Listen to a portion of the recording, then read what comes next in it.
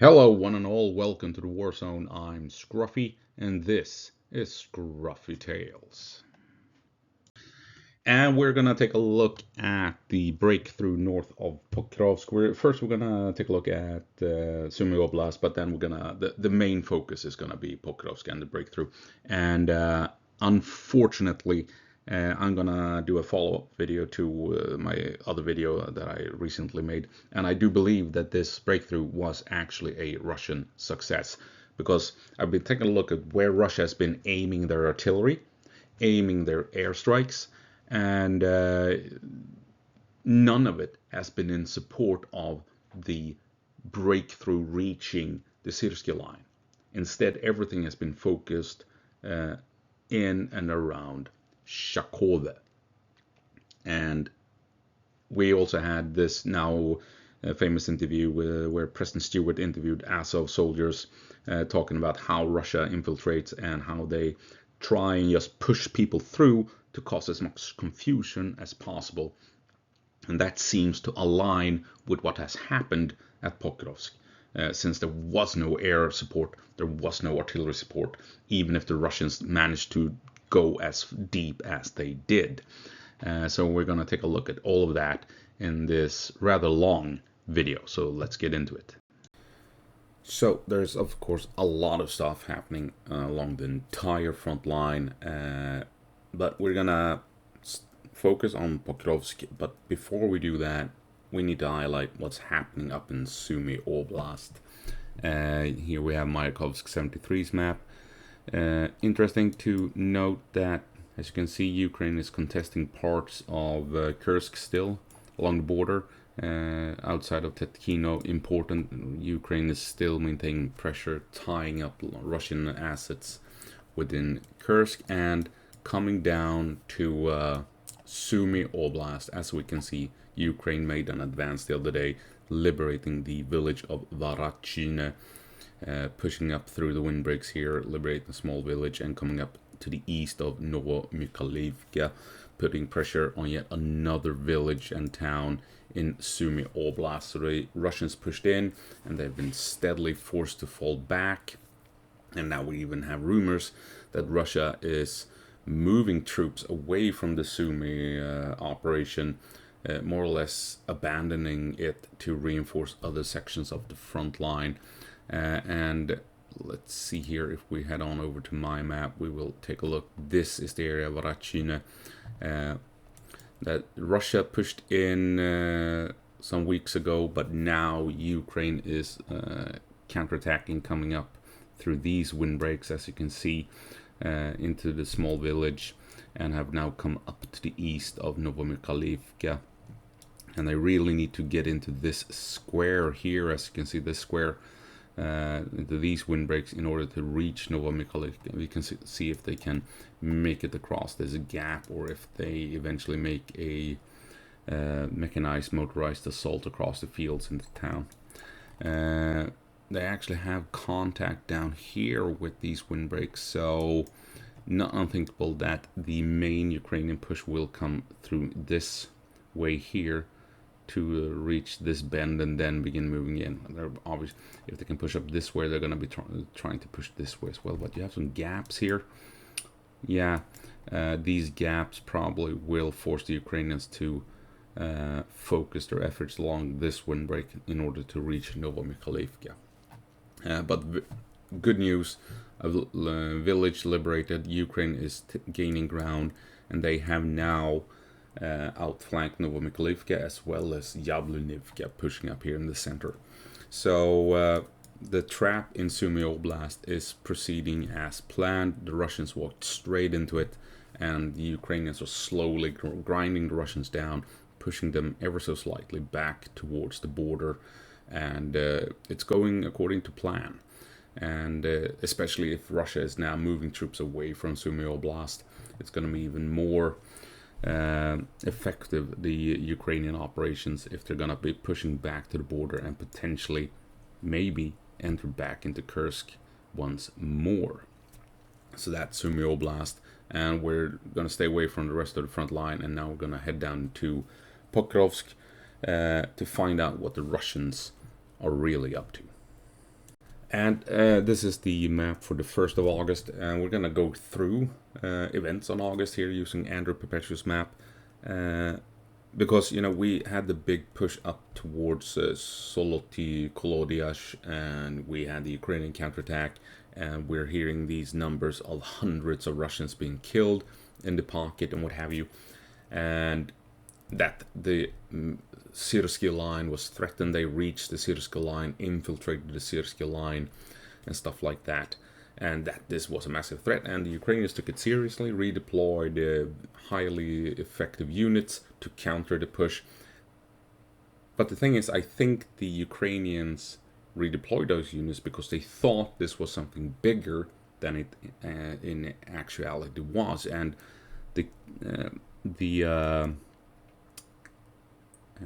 evidence that this wasn't a massive push, as everyone thought it was, is if we take a look at where Russia has allocated airstrikes and artillery strikes, because this push had no support whatsoever.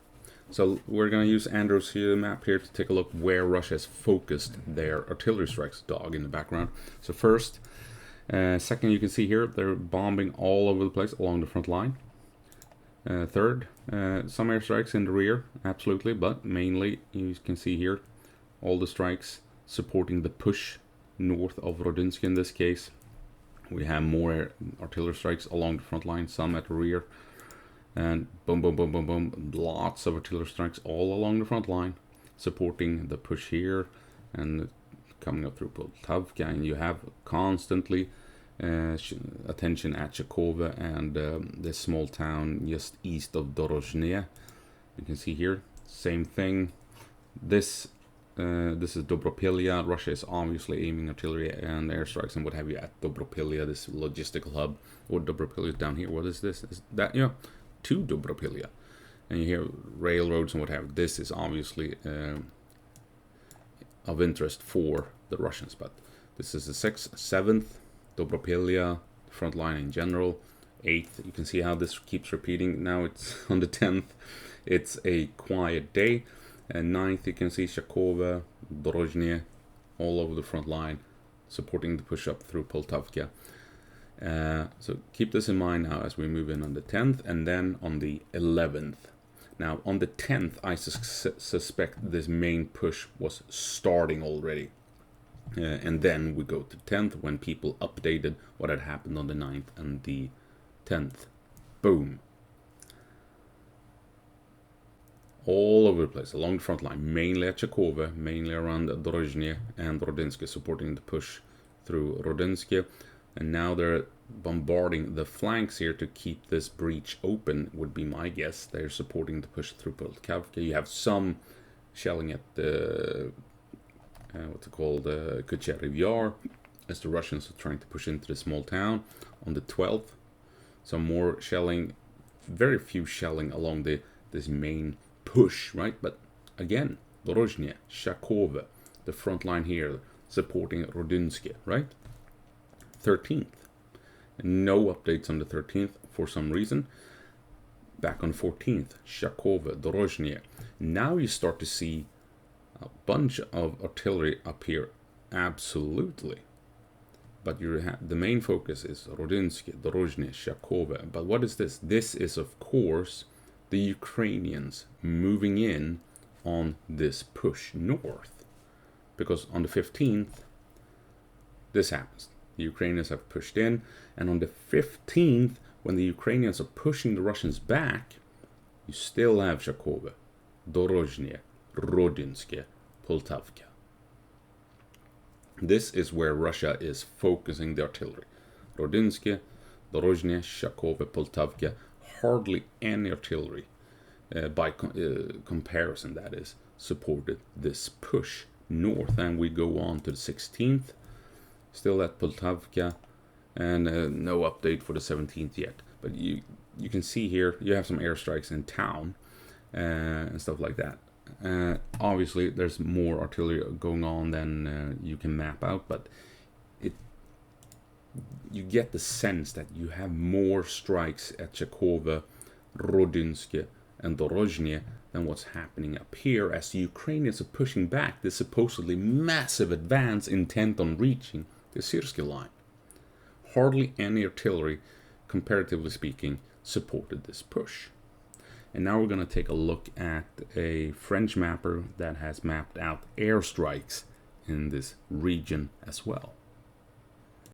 So this is Clément Moulin, or however it's pronounced, a French guy, and his thing is mapping out the airstrikes along the front line. And here you have Pokrovsk down here, Dobropilye over here, and this is the big massive push north to the Syrsky line, and 3,000 airstrikes. And we think this push began on the 10th or something, and then the mappers caught on the 11th, and has continued for a week.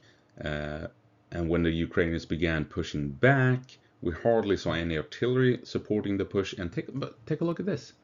Each dot is an airstrike, as I understand it. 3,000 airstrikes. During this push north, intent on reaching the Syrsky line, breaking the Ukrainian defensive line, smashing through, causing chaos. Where has Russia focused airstrikes? Rodinske, Shakove, and Drozhine. Isn't that weird? Then you have these clusters and sporadic airstrikes all over the front line here, more than likely when the Ukrainians began pushing in, but still, for so many days, couldn't they have aimed hundreds of airstrikes? What the hell is the dog doing? Hey!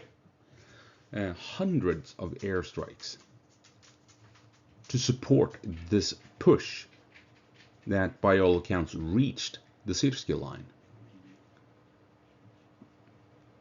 But hardly any artillery was used to support this push.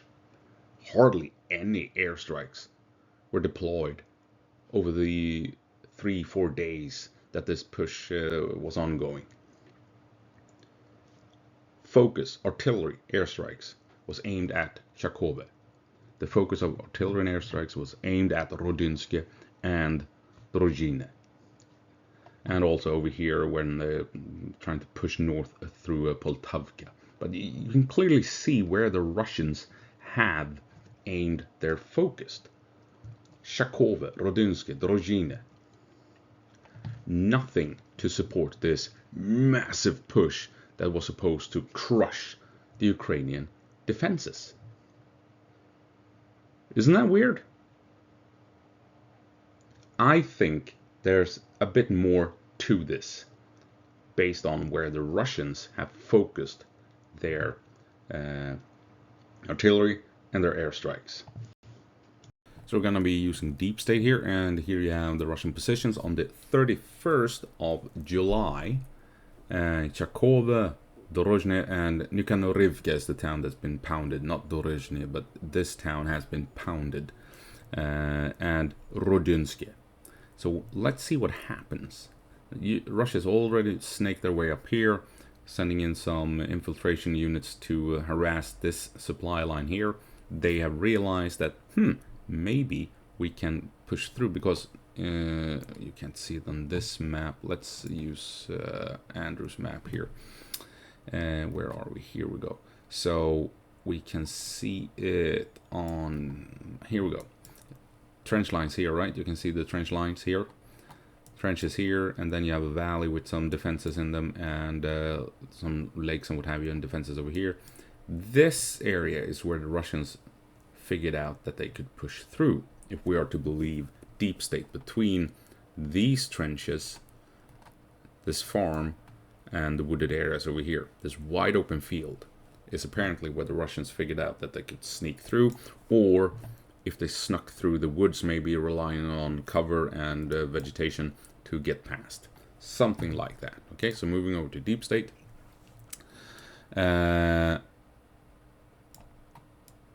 So, moving past these open fields, fortifications, woods, deep state suggests that Russia snuck through the fields. Anyway, Shakove Nikhanorivka, Rudinsky. These are the 3 points where the Russians are shelling, as well as over at Poltavka when they here have made a move to come around Poltavka to the north. On the 31st of July, moving ahead, 1st of August, pushing out to Suvorove, pushing up closer to Shakove, pushing up through Poltavka, securing territory south of Shakove. 2nd of August, pushing in closer to Rudinsky. Remember where we have all the airstrikes and the artillery strikes throughout the month. And boom, pushing through Suvorove. And we also will have indication that Russia took control of this railway, pushing in north of Rudinsky and pushing further west, just like they moved north. They made a similar move to the west, as evident as shown by other maps. On the 4th, we take Poltavka. 5th, did anything happen? Not much happened. 6th, we're moving through here, closing into Rudinsky. 7th, boom, expanding the breach, coming up through the wooded areas here. On the 8th, confirmed they're now pushing north to the east of Nikhanorivka, right through that wooded valley we were talking about. We're still causing trouble over here, still causing trouble down here. And now, boom, pushing up north between Novoshakova and Shakove. This is where you have all the artillery. This is where you have all the artillery. This is where you have all the artillery. And now you begin to see this larger push here. We have infiltration units moving north, causing trouble, almost reaching the Syrsky line.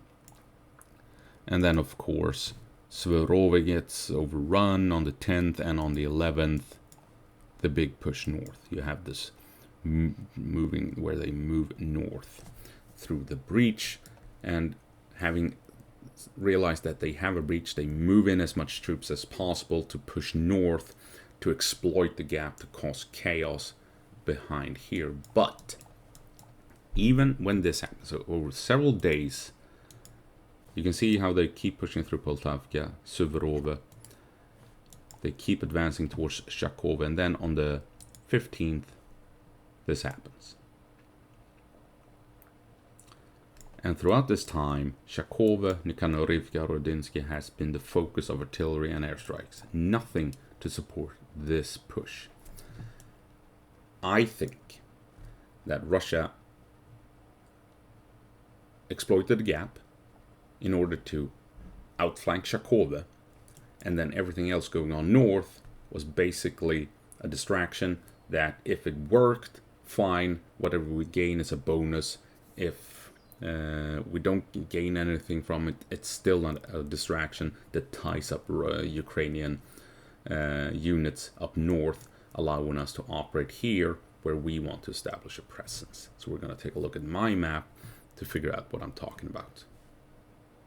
Right, so my map over the Pokrovsk area, the incursion north, and I just want to highlight this, seen on many maps, that Russia managed to move through the windbreak here, north of Rudinsky, coming through and reaching as far as almost all the way to Novo Alexandrivka into these woods. And then we saw that Ukraine secured the railway once more, so any Russians here, they are essentially cut off. They supposedly took control of this mining facility. They now have to rely on drones to fly in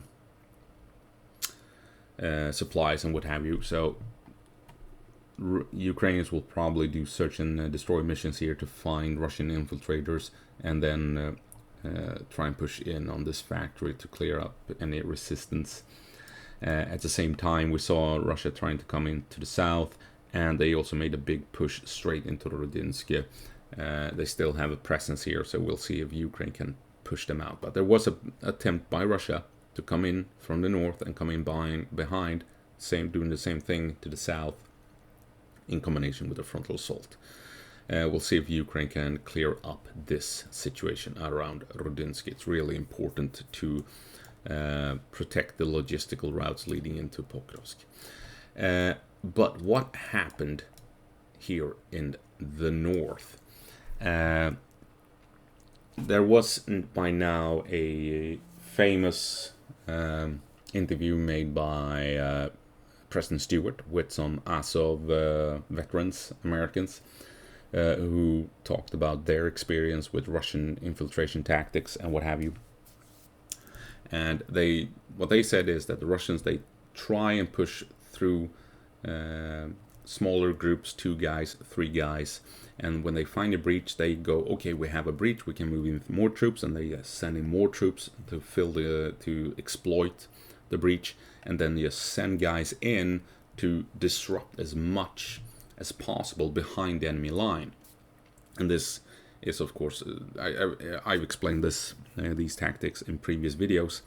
And when you get deep behind the enemy line, you will reach supply lines, you will reach logistical routes, command hubs, supply depots, drone operators, and all of a sudden, if they get shot at, they're going to go, what the hell is going on? We have Russians all over the place, and you get multiple of these reports of these attacks, or Russia calling in accurate drones and accurate artillery on previously safe positions. Then, of course, as a Ukrainian, you begin to wonder, and you might even, fall back, because all of a sudden you're under attack deep behind your own lines. So the Russians more than likely did this. They found a gap and just sent in troops to cause as much chaos behind enemy lines as possible, in order to remember where the focus has been. Shakove and Nikaraivka. Some mappers still have the town has this town under Russian control. Others have it under Ukrainian, or it's contested. So big question mark on who is in control of this town, to be perfectly honest. But the focus, as we have seen on the artillery strikes and airstrikes, is Shakove. It is a very big focal point for all Russian support elements. And the reason is simple enough. You have 5 bridges in the Shakove area that will take Russia across a river, so that they can conduct proper operations west of the river, going for the Syrsky line, going for Dobropelia, or pushing south towards Pokrovsk, right? So Russia has come up to the west of Shakove, taking some high ground and some valleys.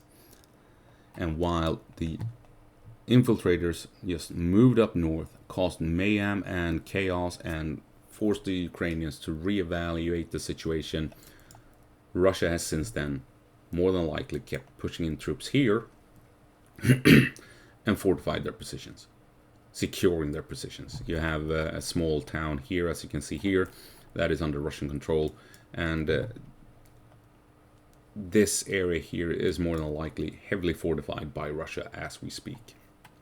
They are preparing for the eventual push on Shakove. If they have the high ground here and these valleys, they can assault Shakove without having to cross the river, for instance, right?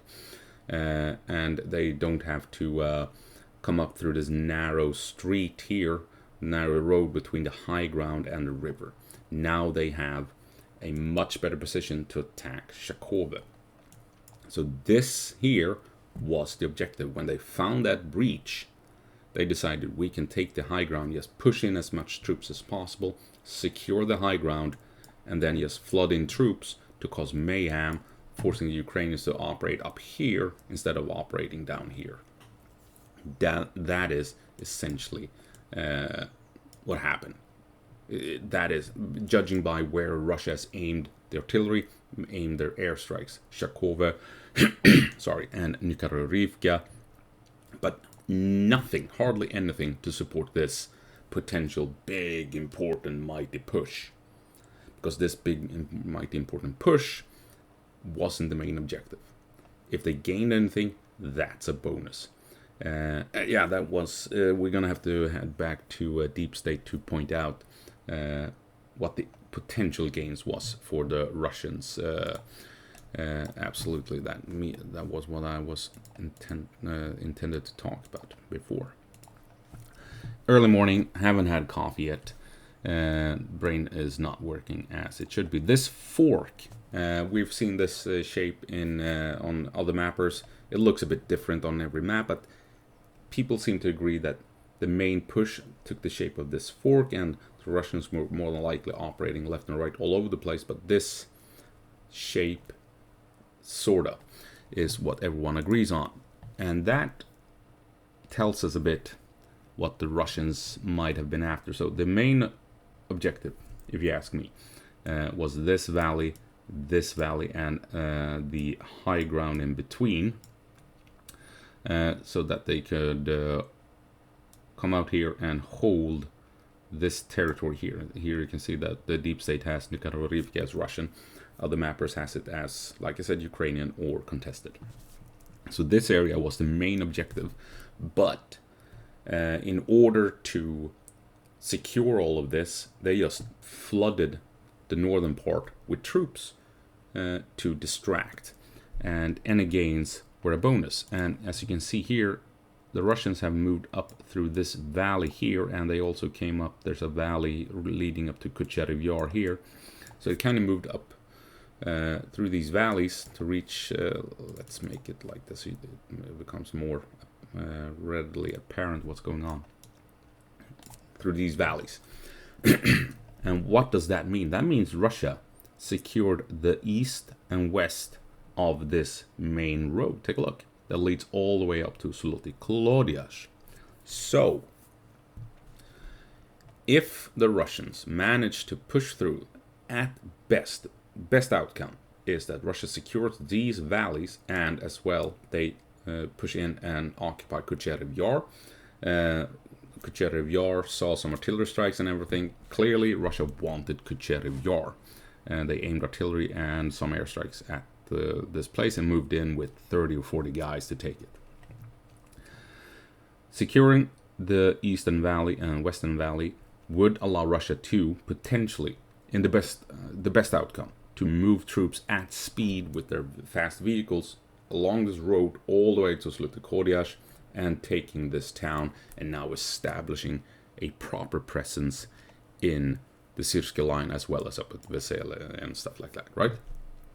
But that road here, coming up here, is what the Russians wanted to secure if the incursion north reached its maximum potential. Holding these flanks and allowing the Russian units to just flood on north to enter these two towns.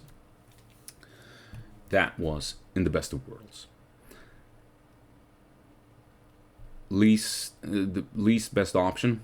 They move north, everyone gets wiped out, but at least they caused some confusion and stalled the Russian counterattack before the Ukrainian counterattack for a day or two before they could begin attacking the high ground down here. What has happened is, unfortunately, the second best option for the Russians, and that is, of course, if you move now over to my map, the fact that Ukraine has begun pushing in here in this area. We still might have Russians running around causing chaos, trying to reach the main supply line, but most of them have probably fallen back to Kucherev Yar.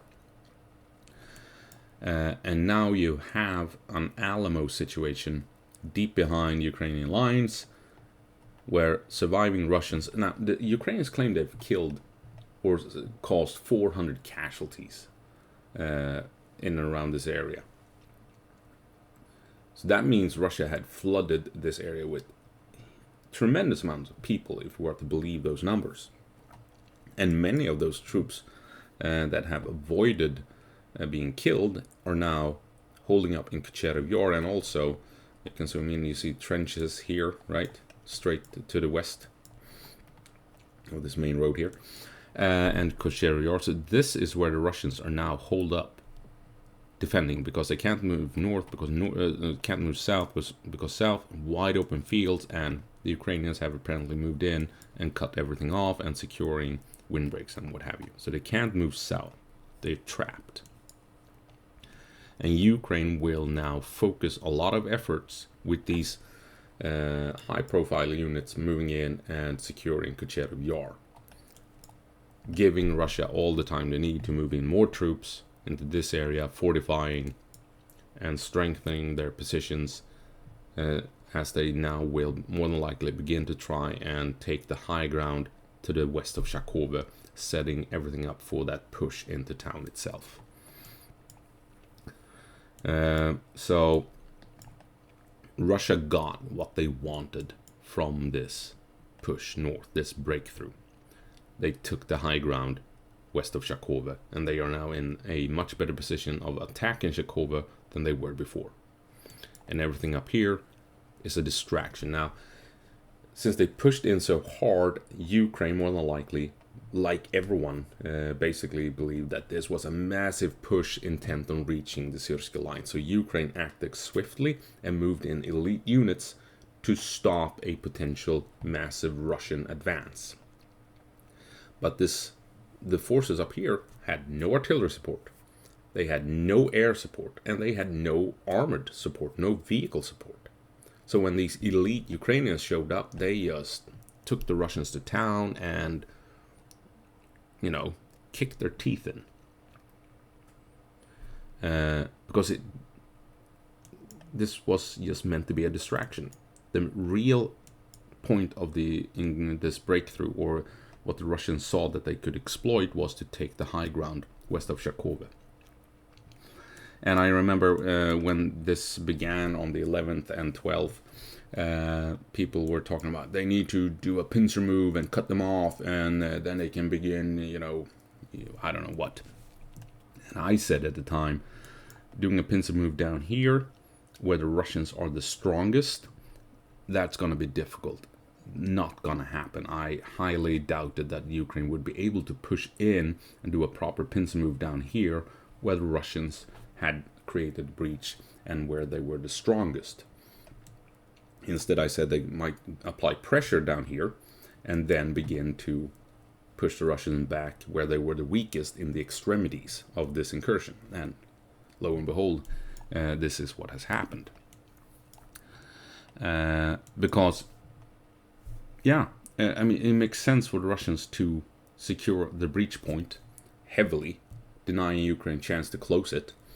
And when the Ukrainians did manage to isolate the northern pocket, they did it here, exactly north of the area I said Russia would hold. I mapped out this area as an area that the Russians would hold, and anything north is where the Ukrainians would be able to do mop-up operations, search and destroy missions, and that is what we're seeing. Again, weird. I have a decent track record doing these tactical operational analysis. Strange. So the breakthrough, even if Ukraine has a lot to show for it, lots of dead Russians, pushing the Russians back, and cutting them off and everything, this, to the Russian commander, they don't value the lives of their soldiers. They don't care. They only want achievements on the map, and they have secured those objectives on the map. They took the high ground west of Shakove. They were able to fortify these positions because the guys up here are the distraction, a diversion. And now Ukraine, with all their elite units, will be forced to push into these areas where the survivors are holed up, and giving Russia more time to strengthen their positions down here and preparing for the assault on Shakove. Now, Nikanorovka, different mappers say different things. Deep State has it as Russian, Mykovsk 73 has it as Ukrainian, and Andrew, I believe, has it as contested. So, big question mark on this town.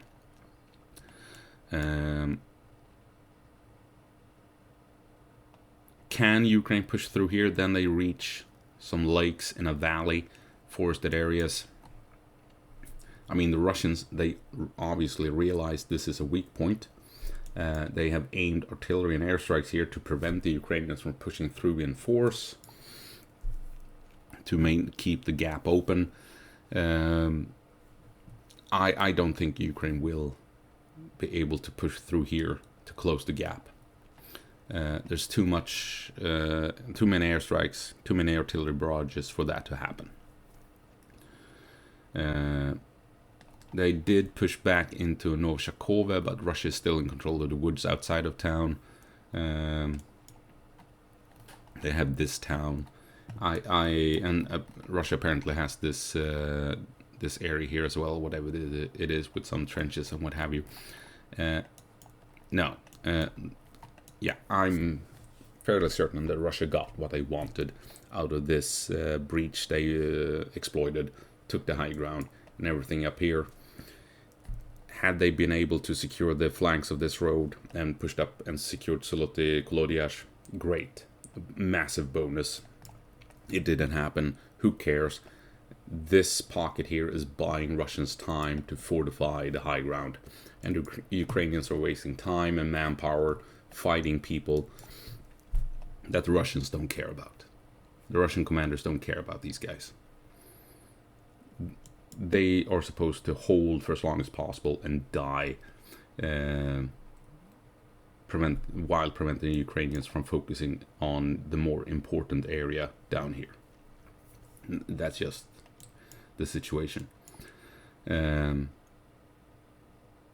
So YouTubers and everyone, they will be, talking about just how massive this success is for the Ukrainians. They beat back the Russians. This was a fool's errand by Russians. I don't think it is. I am convinced that the Russians got what they wanted. They took the high ground, and the infiltration units up here, they don't give a rat's ass about them.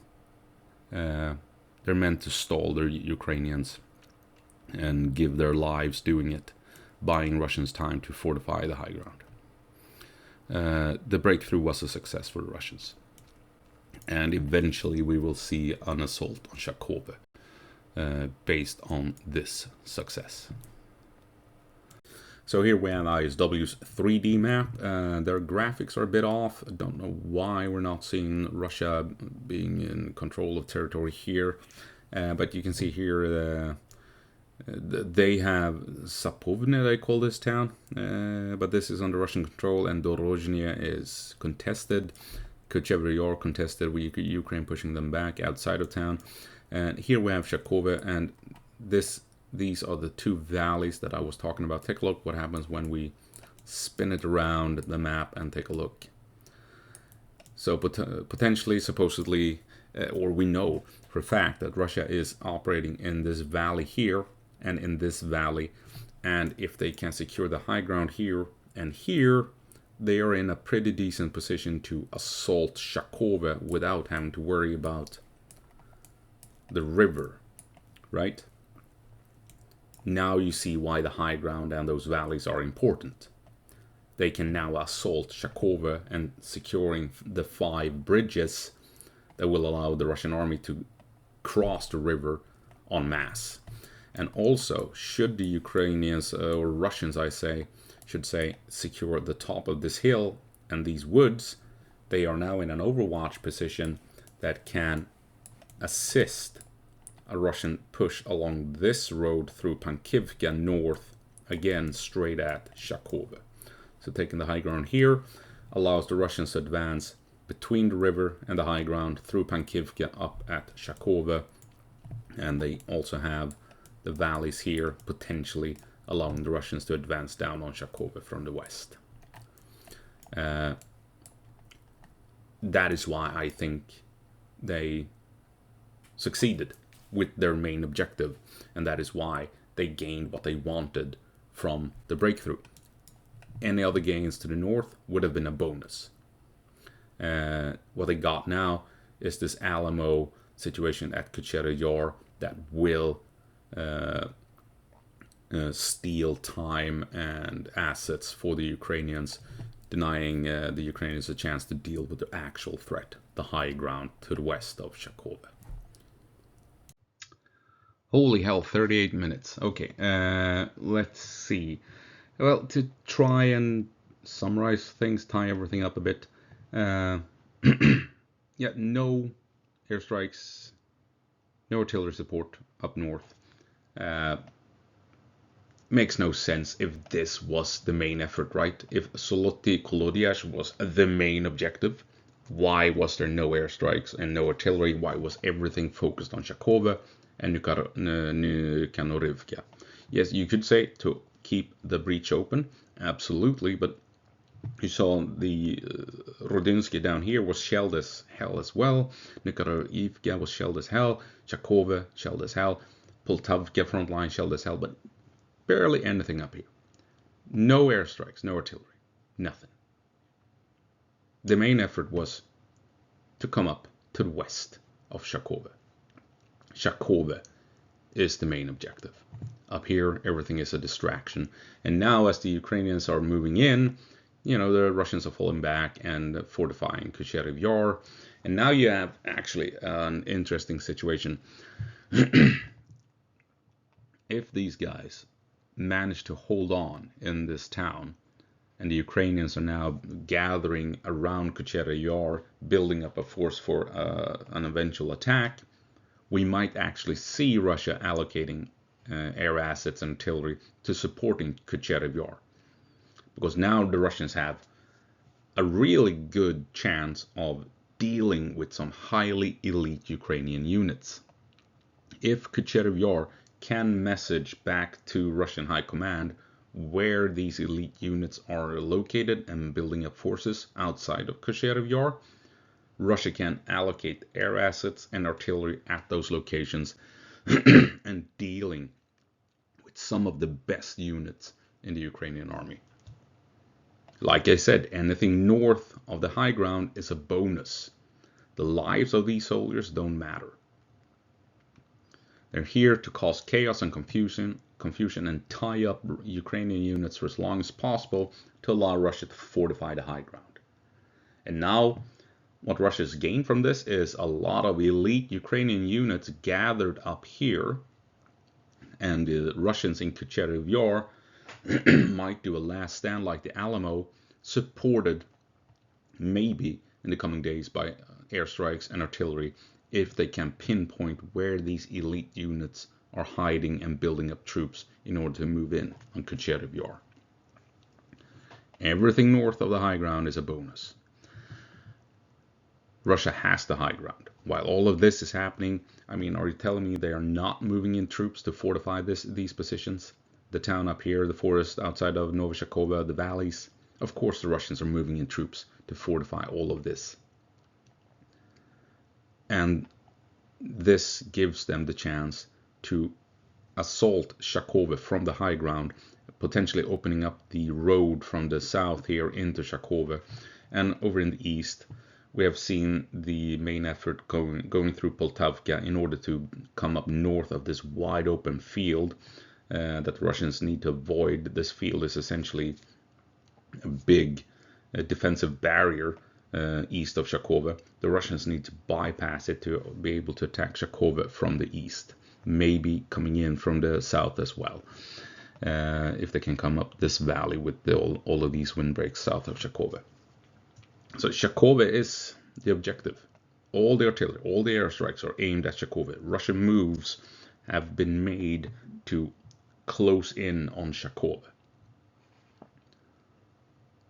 And like I said, when people started talking about, they can do a pincer move here and cut off the incursion and yada, yada, yada. No, not going to happen. Not down here. This is where the Russians are the strongest.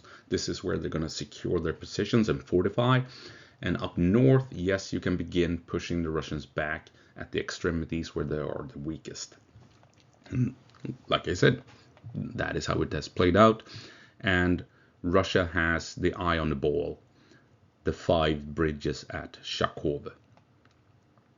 And if they get Shakove and those 5 bridges, then they can start planning for Dobropilya, or maybe trying to push back up towards Soloti Kolodiach, or coming in from the north towards Rodinsky and Pokrovsk.